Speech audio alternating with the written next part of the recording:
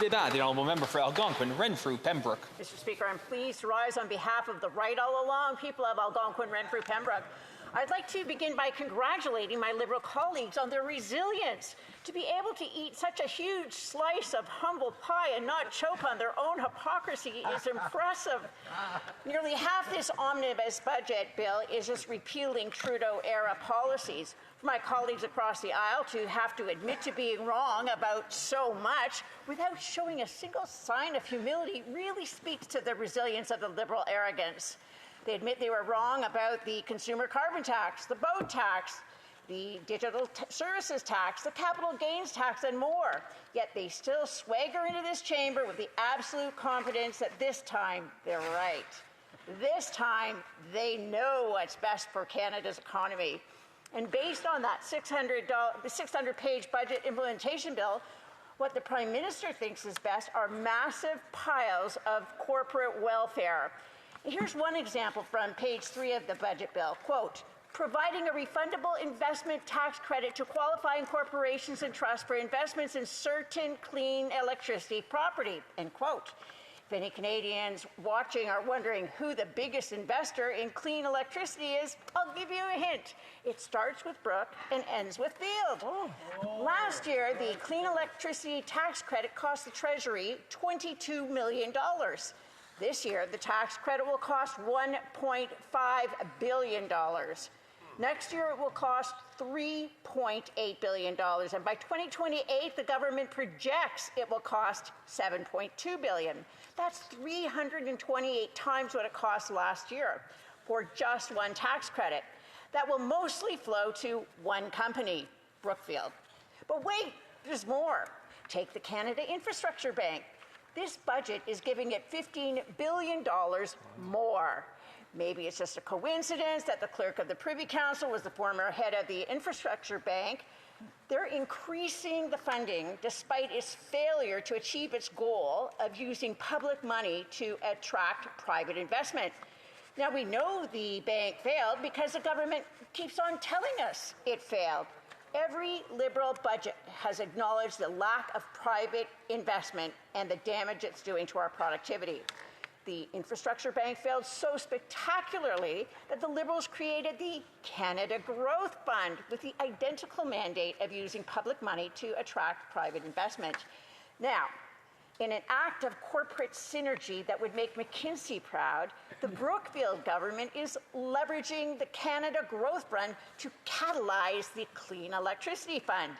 In plain human language, they're giving companies such as Brookfield cash handouts from the Growth Fund, then allowing the companies to get tax credits for the spending handouts.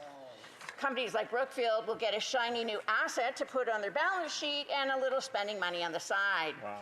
Canadians get a bigger tax bill and higher electricity prices.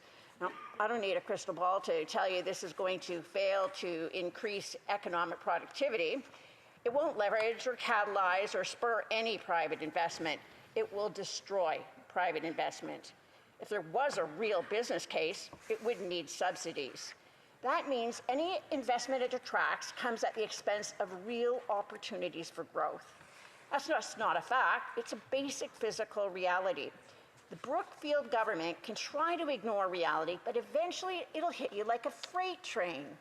Unfortunately, for anyone who owns property between Quebec City and Toronto, this government plans to hit you with a high-speed train. Justin Trudeau launched the expropriation, the largest expropriation of private property in Canadian history, with his gun grab. Now, even that legacy isn't safe.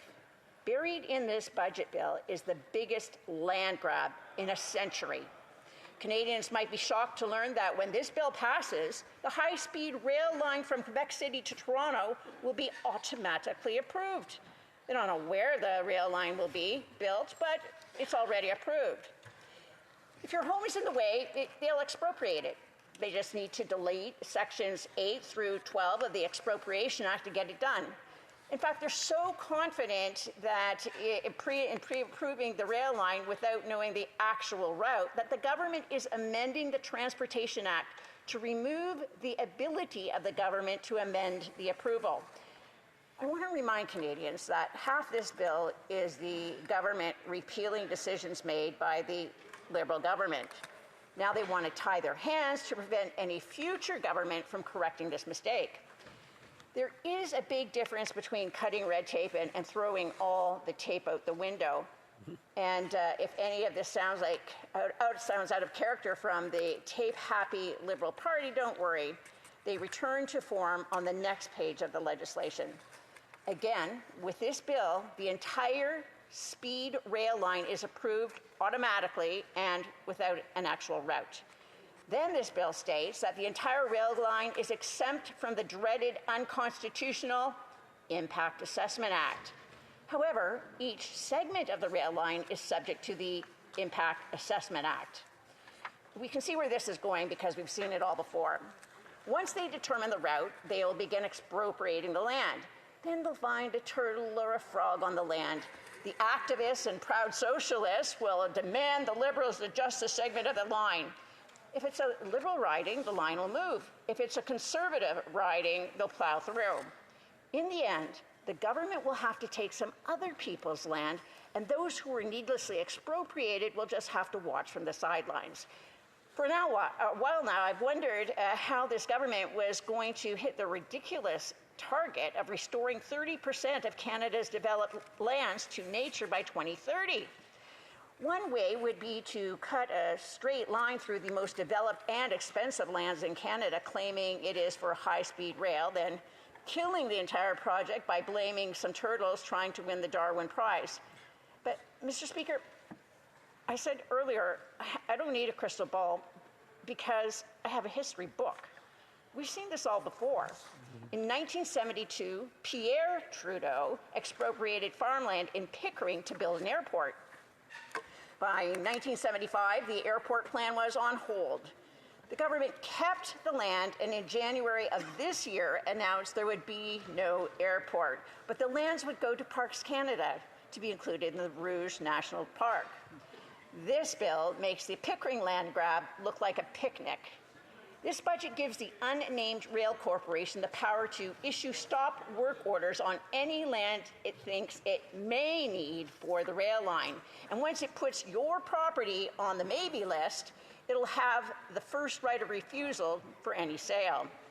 The rail corporation will have the right to issue stop work orders on any activity on your land, and the corporation will have the right to go onto your property at any time to ensure the work has stopped. In a normal expropriation, you receive a notice of intent. Then you have the option to object and a public hearing is held. Now, you'll receive the notice and still be able to object, but there will be no hearing. And the final decision will be made by the minister behind closed doors. Now, some Canadians listening to all this will think it has the makings of a Second Pacific railway scandal. And that would be delicious irony to fall on the party that gleefully tossed Sir John A. Macdonald down the memory hole. But erasing history has its consequences. If one of those consequences is the Liberals sleepwalking into another sponsorship-sized scandal, then I'm sure Sir John A. is smiling down on us. And while I would relish the Liberals paying a steep price for their arrogance, we also know from history what happens.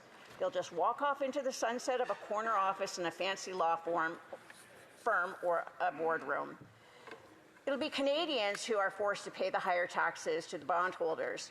It'll be Canadians who are forced off their lands during a housing crisis. It'll be Canadians who lose the farm their family owned for generations.